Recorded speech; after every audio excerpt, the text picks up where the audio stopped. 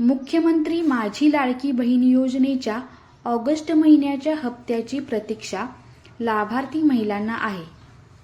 आतापर्यंत लाडक्या बहिणींना एकूण 13 हप्त्यांचे पैसे मिळाले आहेत. ऑगस्ट महिन्याच्या हप्त्याच्या वितरणासंदर्भात नवी अपडेट समोर आली आहे.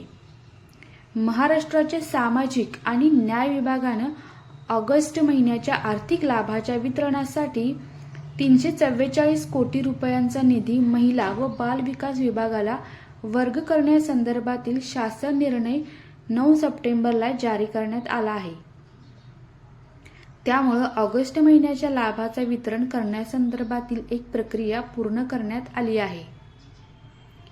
सामाजिक न्याय विभागाकडून 344 कोटी रुपये वर्ग.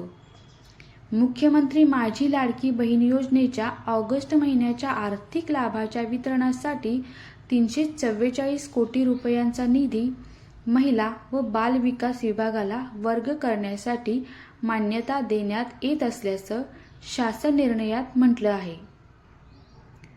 लाडक्या बहिणींना ऑगस्ट महिन्याच्या लाभाची प्रतीक्षा. महायुती सरकारनं जुलै 2024 पासून मुख्यमंत्री माझी लाडकी बहीण योजना सुरू केली आहे. ही योजना महायुती सरकारला पुन्हा सत्तेत आणण्यासाठी महत्त्वाची ठरली आहे.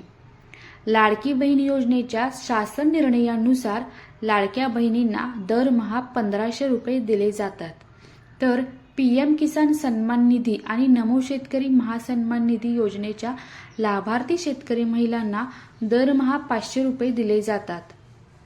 ही योजना सुरू झाल्यापासून आतापर्यंत 13 हप्त्यांची रक्कम पात्र महिलांच्या खात्यात वर्ग करण्यात आली आहे. लाडकी बहीण योजनेच्या लाभाचे वितरण करण्यासाठी सामाजिक न्याय विभाग आणि आदिवासी विकास विभागाकडून महिला व बाल विकास विभागाला रक्कम वर्ग करण्यात येते.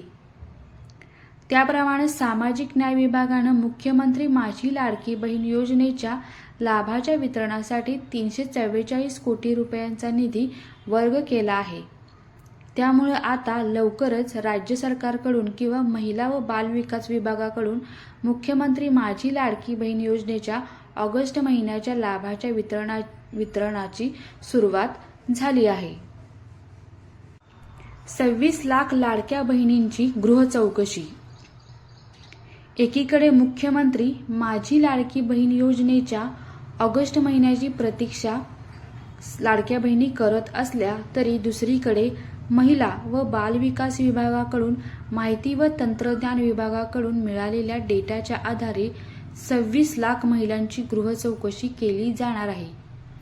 एकाच कुटुंबातील 2 महिलांना या योजनेचा लाभ दिला जातो.